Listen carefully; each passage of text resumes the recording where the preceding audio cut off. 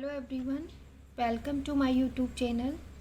In today's video, we are going to discuss about new topic that is green chemistry. Green chemistry concept है वो Paul T अनस्टस ने दिया था. इनको father of green chemistry भी कहा जाता है. The design of products and processes that minimise and eliminate the use and generation of hazardous substance. Green chemistry का एम क्या था कि ऐसे प्रोडक्ट और प्रोसेस डिज़ाइन करना जो क्या कर सकती हूँ कि जो हजार्डस सब्सटेंस है उनको या तो एकदम से एलिमिनेट कर दे या उन हजार्डस सब्सटेंस का जो फॉर्मेशन है वो क्या कर दे, मिनिमाइज कर दे. Next, to reduce the energy crisis and pollution और एनर्जी क्राइसिस को रिड्यूस करना थ्रू ग्रीन केमिस्ट्री, और अपना जो एनवायरनमेंट है, जो नेचुरल रिसोर्सेज हैं, उनको सेव करने के लिए ही ग्रीन केमिस्ट्री का कंसेप्ट अडॉप्ट किया गया था. जो ग्रीन केमिस्ट्री है ये 12 प्रिंसिपल पे डिपेंड है. तो वन बाय वन.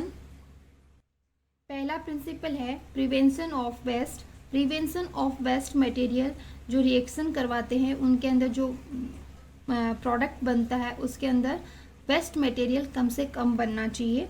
तो in zero waste technology waste product should भी कैसा होना चाहिए, ज़ीरो होना चाहिए. Use of waste product of one system as the raw material of the other system. ठीक है, मीन्स मान लीजिए कि कोई प्रोडक्ट है, किसी रिएक्शन के अंदर प्रोडक्ट बन रहा है और अपना वेस्ट मटेरियल बन रहा है. तो जो ये वेस्ट मटेरियल बन रहा है एक रिएक्शन के अंदर, ये दूसरी रिएक्शन के लिए कैसा काम करना चाहिए, एज ए स्टार्टिंग मटेरियल काम करना चाहिए, या क्या कह सकते हैं एज ए रॉ मटेरियल काम करना चाहिए. जैसे ये रॉ मटेरियल की तरह काम करेगा तो एक दूसरी रिएक्शन स्टार्ट हो जाएगी और ये पहली रिएक्शन का जो वेस्ट होगा वो कैसा माना जाएगा, ज़ीरो.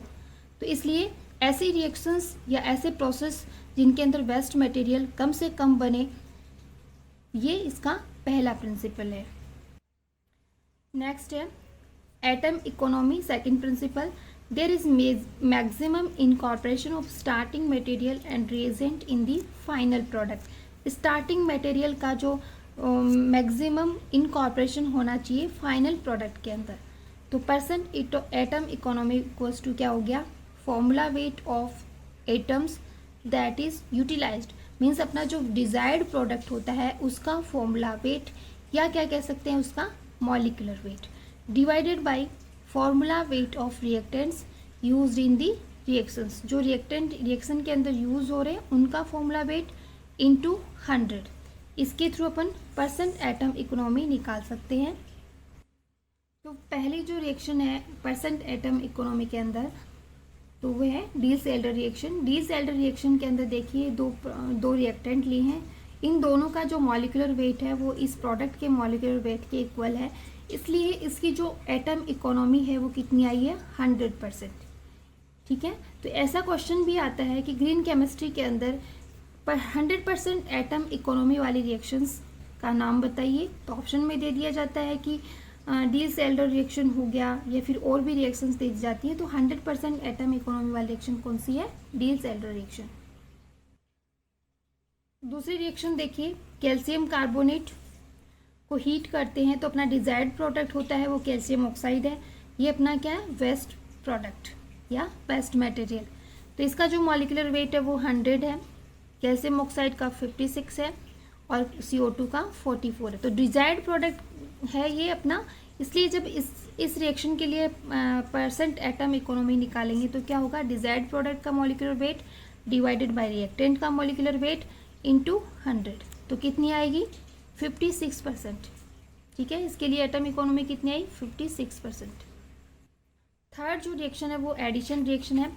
ये जो 1 प्रोपीन है, 1 प्रोपीन की रिएक्शन करवाई जाती है निकल की प्रेजेंस में हाइड्रोजन के साथ. ठीक है, तो अपने को क्या मिलता है, प्रोपेन मिलता है. तो जितना रिएक्टेंट का मॉलिक्यूलर वेट होगा उतना ही क्या होगा, प्रोडक्ट का, तभी क्या आएगा, 100% एटम इकोनॉमी आएगा.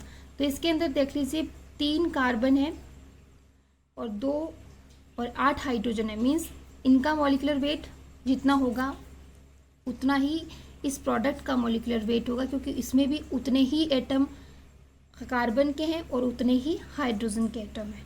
ठीक है, तो ये भी कौन सी रिएक्शन अपनी 100% एटम इकोनॉमी वाली रिएक्शन। तो पहली रिएक्शन कौन सी पड़ी है 100% एटम इकोनॉमी वाली, डी सेल्ड रिएक्शन। और सेकंड कौन सी होगी अपनी एडिशन रिएक्शन। थर्ड जो प्रिंसिपल है प्रिवेंशन ऑफ हजार्डस प्रोडक्ट्स, और क्या कह सकते हैं इसको, less hazardous chemical synthesis. Most important principle of green chemistry is to prevent the formation of hazardous products, means hazardous products का फॉर्मेशन कम से कम हो या बहुत ही कम हो या प्रिवेंशन कर दिया जाए, ये इसका थर्ड प्रिंसिपल है। तो देखिए एग्जाम्पल के थ्रू देखिए, डीडीटी है वो पहले इंसेक्टिसाइड्स के रूप में यूज़ किया जाता था, लेकिन ये क्या होता है लिविंग थिंग्स के लिए क्या होता है हार्मफुल होता है, इसलिए आजकल डीडीटी की जगह है इंसेक्टिसाइड के रूप में बेंजीन हेक्साक्लोराइड का यूज़ लिया जाने लगा है। ठीक है, नेक्स्ट प्रिंसिपल देखिए, designing safer chemicals in green chemistry to develop that products that are less toxic और which required less toxic raw material. Means ऐसे प्रोडक्ट को डिज़ाइन करना जो क्या हो लेस टॉक्सिक हो, या जो बन रहे हैं जिन रिएक्टेंट से वो भी क्या हो लेस टॉक्सिक हो। ठीक है, तो ये एडिपिक एसिड है, ये एडिपिक एसिड पहले बेंजीन से बनाया जाता था और बेंजीन कैसा था कार्सिनोजेनिक। आजकल इस इस एडिपिक एसिड को ग्लूकोज से बनाया जाने लगा है, means glucose as a starting material या क्या कह सकते हैं एज ए रॉ मटेरियल के रूप में यूज़ लिया जाने लगा है। तो ये दोनों ही क्या है लेस टॉक्सिक है, जबकि बेंजीन क्या है मोर टॉक्सिक। ठीक है, next principle use safer solvent and auxiliaries, dichloromethane, chloroform, tetrachloromethane, ये जो सारे के सारे सॉल्वेंट्स हैं ये कैसे हजार्डस सॉल्वेंट है। तो इन सॉल्वेंट को रिप्लेस कर दिया गया बाय ग्रीन केमिस्ट्री या ग्रीन सॉल्वेंट के थ्रू। ठीक है, तो वो ग्रीन सॉल्वेंट कौन कौन से, वाटर और सुपर क्रिटिकल CO2। इन सॉल्वेंट की जगह आजकल ये वाले सॉल्वेंट यूज लिए जाने लगे, क्योंकि ये क्या है एक तो सेफर सॉल्वेंट है, ठीक है, और हजार्डस नहीं है। और इन सॉल्वेंट का मीन्स वाटर का और सुपर क्रिटिकल CO2 का वर्कर्स और एनवायरनमेंट पर कोई इफेक्ट नहीं पड़ता है, इसलिए इन सॉल्वेंट को ग्रीन केमिस्ट्री के अंदर यूज में लिया जा रहा है।